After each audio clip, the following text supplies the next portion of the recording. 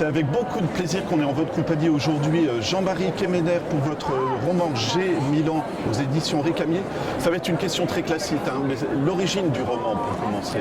L'origine du roman, c'est une balade que j'ai faite pour retrouver des amis archéologues sur un site merveilleux qui s'appelle Sédéinga, qui est au Soudan, mais qui est nord-Soudan, pas loin de la frontière égyptienne et libyenne. Et au bout de 1500 km de route, de désert, j'avais besoin d'essence.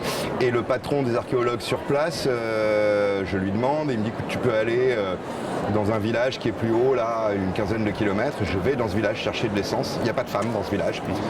C'est des baraques en fer et en bois, mais en fer grillagés. Ils sont tous flingués, enfin ils ont tous une arme. Certains ont les bras un peu bousillés par l'acide qu'ils utilisent pour orpailler, parce que c'est un village d'orpailleurs et de contrebandiers, donc on trouve de tout. Ça va des médicaments au lait maternel, des tuyaux en plastique et donc de l'essence. Et je prends mon essence après avoir passé la journée dans ce Far West incroyable. Et en redescendant, je vois une maison rose absolument magnifique. Et comme j'avais demandé à un ouvrier des archéologues de m'accompagner pour trouver le village tout simplement, je lui dis c'est quoi cette maison rose, et là il me fait comprendre avec des gestes relativement explicites que c'est le bordel en fait. Et cette maison était magnifique au milieu de cet enfer quoi, et ça m'a trotté dans la tête et je voulais inventer quelque chose là, et jusqu'au moment où j'ai trouvé Amal, un bébé qui vient de naître et qui a 1000 ans. Voilà, alors c'est ce que j'allais vous demander, je trouvais ça passionnant parce qu'au début, c'est le jeu qui parle et on se rend compte que c'est le bébé. Ça vous est venu tout de suite cette idée de faire parler le bébé, parce que finalement c'est le témoin de tout ce qui se passe. Oui. C'est comment on va dire, la douceur, voilà, il découvre l'enfer. Oui, parce que l'avantage du bébé, il faudrait presque dire de la bébé, mais oui. C'est important que ce soit une petite fille en fait. Ouais. Mais l'avantage du bébé, c'est qu'elle a toute la naïveté du monde, elle vient de naître et elle essaie de trouver... C'est une fable, donc elle essaie de trouver une morale à tout ce qu'elle voit, si ce n'est la morale, mais une morale à tout ce qu'elle voit. Et l'avantage, c'est que ça permet d'écrire un livre qui n'est pas culpabilisant, qui ne cherche pas à expliquer aux gens comment ils doivent penser, mais en revanche qui humanise totalement ce bébé et les gens qu'il rencontre.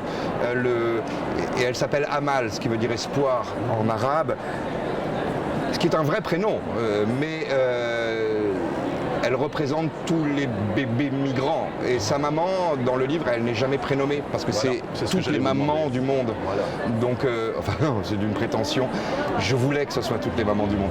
Et l'idée, c'est qu'elle regarde tout ça avec ses grands yeux ouverts, avec toute la naïveté et toute la sagesse du monde. Ouais. Est-ce que vous seriez d'accord, j'avance un petit peu dans mes questions, mais on reviendra à celle que j'avais prévue, mais Amal, pour moi, c'est presque un peu une divinité aussi, quelque part, parce qu'elle observe, et ce que j'adore dans votre roman, c'est un rappel à chaque fois, j'ai 1000 ans. Donc, quelque part, elle sait ce qui se passe, elle ne sait pas ce qui va se passer, mais elle sait ce qui s'est passé. Et puis, finalement, c'est pas qu'elle est blasée, mais elle s'inquiète presque jamais. Mais c'est l'héritière du... Je ne vais pas le cacher, je suis tombé raide de dingue amoureux du Soudan, c'est un pays merveilleux. Je souffre un peu quand j'y pense parce qu'en ce moment c'est compliqué, mais elle c'est une Candace. Les Candaces c'était les reines soudanaises, les reines nubiennes. Pas oublier que pendant 400 ans ce sont les Nubiens, les Soudanais qui ont été pharaons d'Égypte et du Soudan. Et c'est une société qui est très matriarcale depuis l'Antiquité, hein, donc elle est toutes ces reines africaines. Enfin, je le dis et je m'en veux parce que je me dis oui, mais c'est encore une fois d'une prétention sans borne, mais c'est ce que je voulais faire. Voilà, vous êtes témoin, Amal, c'est un petit peu vous aussi, j'imagine. Oui, elle est ce que j'imagine de toutes les reines africaines et de toute leur humanité. Voilà, alors on va rentrer un petit peu plus dans l'histoire. En fait, c'est la maman qui va vouloir fuir ce pays parce qu'il y a la misère et tout ça. Et ce que je trouve assez génial, parce que ça parle de migrants, mais c'est pas condescendant ou on tombe pas dans le cliché. Et j'ai l'impression que vous vous êtes dit, non mais moi j'en ai marre qu'on raconte ce qui leur arrive quand ils sont ici ou des choses comme ça. Je vais raconter, mais concrètement, ce qui se passe. Et ça, c'est peut-être votre métier de journaliste aussi. Oui, oui, ça y est pour beaucoup, mais il y a un mot que je déteste, c'est que je suis le premier employé, mais parce que c'est les migrants. Ouais. Quand vous dites les migrants, vous aplatissez complètement la réalité des choses. Je parle de réalité concrète, parfois désagréable, enfin toujours désagréable. Mais les migrants, ça met ça dans un espèce de bol. Ok, bon, les migrants. Non, Amal, voilà, un bébé, et il y en a beaucoup. Et je voulais essayer de donner une humanité, donc une humanité sans préconçus et encore une fois sans jugement de valeur. C'est voilà son histoire. Et je crains que l'histoire que je raconte, que j'ai inventée, ne soit partagée par beaucoup dans la réalité. Et tous les personnages qu'elle va rencontrer, qui vont vouloir partir avec elle, qui vont l'aider, alors il y a des guerriers, il y a des gens que moi j'irai pas fréquenter en tout cas, mais ils sont attachants finalement, j'ai l'impression. Mais parce que l'humain est attachant. Un être humain, c'est attachant. Quoi qu'il. Si vous apprenez à connaître un être humain, vous avez le droit de l'aimer ou pas. Mais finalement, ça revient au même. Il vous a marqué. Il va rester un exemple, soit un contre-exemple, soit un exemple. Et les gens que je mets dans ce livre, je ne les ai évidemment pas rencontrés tels quels, mais c'est une synthèse des gens que j'ai rencontrés un peu partout, de même quand je parle des camps de réfugiés. Vous avez là les camps de réfugiés évidemment au Soudan, mais aussi peut-être les camps palestiniens dans lesquels j'ai beaucoup travaillé, ou les camps de réfugiés du côté de Goma en République démocratique du Congo. Vous avez ce mélange-là. Quand on écrit, on ne peut pas s'empêcher de mettre ce qu'on a vu, quoi. Oui. Et j'ai la chance d'avoir pu être grand reporter et donc de pouvoir raconter des choses, en tout cas les situations que j'ai connues. Ce que je trouve bouleversant d'ailleurs quand on parle du camp de réfugiés, c'est qu'il y a différentes ethnies, différentes religions, ils sont tous dans la misère, mais là encore ils trouvent le moyen de se battre entre eux et puis voilà, il y a l'être humain quelque part, est-ce qu'on peut le rattraper? C'est une bonne question, est-ce qu'on peut rattraper l'être humain? Oui, on peut rattraper l'être humain parce que il y aura toujours une Amal quelque part, quoi. En revanche, elle sera toujours un peu seule.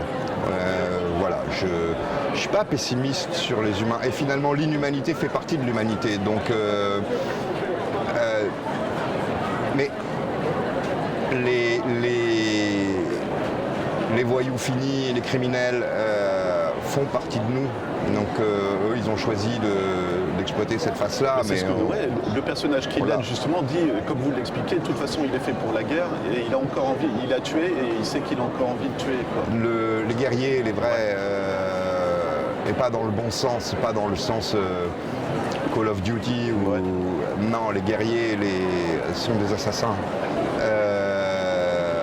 Quand vous avez tué, vous perdez une partie de vous-même. Vous allez essayer de récupérer et finalement vous allez partir sur des tellement mauvaises bases, pardon d'être aussi basique, mais que vous entrez dans un cercle quasi exponentiel à essayer de récupérer ou de trouver, pas pour rien que la plupart des assassins sont des hommes, hein, votre virilité, vous allez la concevoir par le combat et pour le combat jusqu'au moment où ce qui vous reste d'humanité disparaît presque complètement. Et c'est là où on peut être optimiste, c'est que c'est toujours, quasiment toujours, presque complètement. Encore une fois, j'avoue, j'ai oublié son prénom, mais le guerrier l'aide quand même. Il aide il aide, oui, bien sûr. Et il la suit. À un moment, elle a peur qu'il l'ait Salah, il s'appelle. Voilà, Salah, je trouve ça génial, parce que comme vous le dites, il y a de l'humanité quand même, malgré tout. Oui. Mais il sait que de toute façon, pour lui, ça sera la mort, tôt ou tard. Oui, on peut pas... On ne peut pas séparer un être humain en deux. Je veux dire, je déteste le manichéisme à un point, mais fou. Je pense que je suis un brave type. Est-ce que j'ai été capable d'être un triste cire, et plus souvent qu'à mon tour, bien sûr. Et pourtant, je suis un brave type. Enfin, mais on est tous pareils. Finalement, c'est le bilan qui compte, j'ai envie de dire. Mais c'est pas... Et Salah, typiquement, est un guerrier, est un nomade, il a vécu par ça et il ne peut vivre plus que par ça. Mais il essaie de se rattraper à chaque fois et mais on ne se rattrape pas de cette perte d'âme. Et j'y mets aucune religion dedans. Hein. Je n'ai pas d'autres mots pour décrire ce qu'on perd, quoi. Voilà. Je vous envoie encore des fleurs, mais vous évitez les clichés avec l'image de la femme. Je trouve il y a plein de personnages féminins attachants, mais c'est pas écrasant. Je ne sais pas si vous voyez ce que je veux dire. Il y a, par exemple, moi, il y a une femme qui m'a bouleversé dans le camp. Encore une fois, vous aurez sans doute son prénom, qui découvre que son mari a été tué. Oui. Et le plus ou moins, le gars de la mafia du camp lui dit, tu sais quoi, si tu veux garder ta tante, tu vas aller faire des orgies. Voilà. Et c'est pas qu'elle accepte, mais elle endure, quoi. Et c'est des femmes qui endurent et qui sont courageuses et puissantes par J'aimerais que l'humanité se rende compte de ce qu'on doit aux femmes. Ouais. Nous, les hommes. C'est pas juste des mamans. C'est déjà merveilleux, mais pour moi, les femmes sont ce qu'il y a de mieux dans l'humanité. Elles n'ont pas ce terrible défaut d'une virilité exacerbée. Ouais, ou complexée. Ouais. Et on l'a tous, et moi le premier. Mais et elles ont cette résilience. Le mot est trop utilisé aujourd'hui, mais là réellement dans ce genre de situation, elles ont cette résilience qui force l'admiration, mais à chaque coin de rue, quoi. Et c'est pas la peine d'aller au Soudan pour la trouver, hein. À Nancy on la trouvera aussi.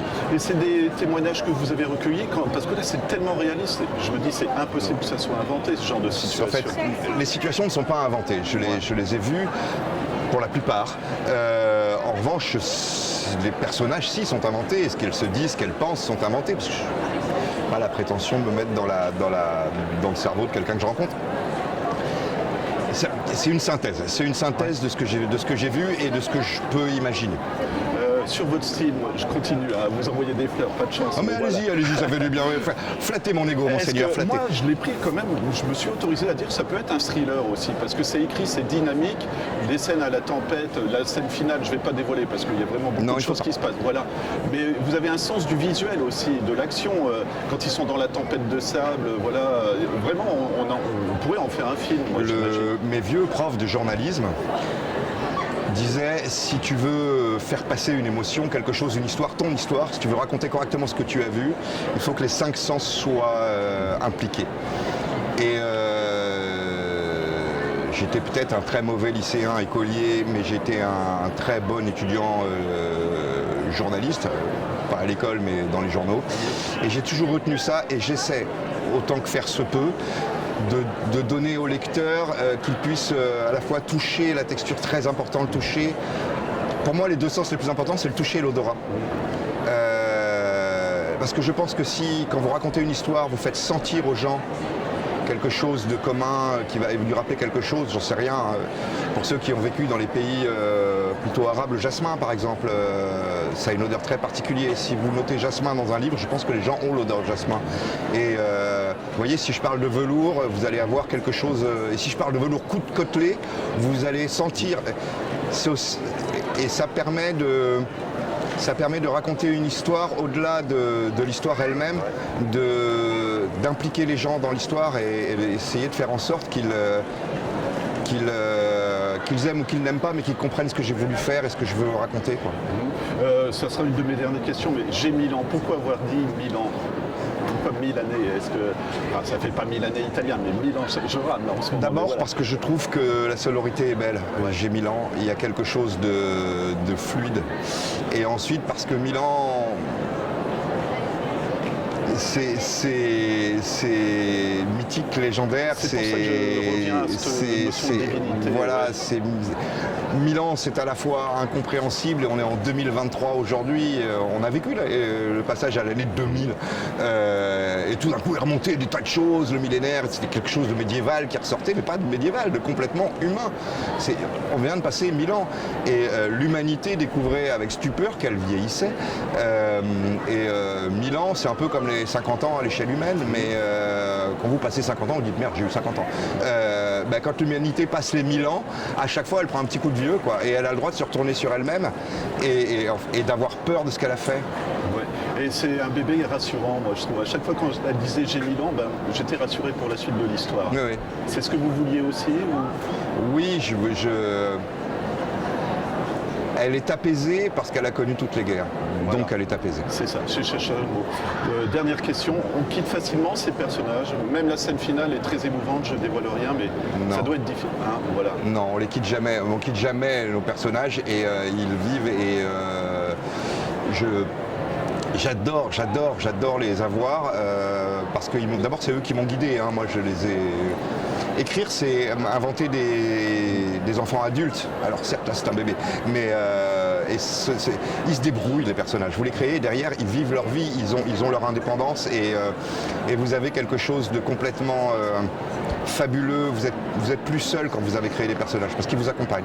Voilà. Je suis désolé, mais il y a un personnage que j'adore, c'est le mécano. Bien sûr. Vous pouvez nous en parler, parce qu'il est émouvant, Ahmed. il est débrouillard. Ouais, c'est hallucinant. Non, Assim. Assim, c'est le grand cœur soudanais. Ouais. Et ils sont très nombreux. C'est le débrouillard fini, il n'a jamais appris la mécanique, mais il est surdoué. Et beaucoup le sont.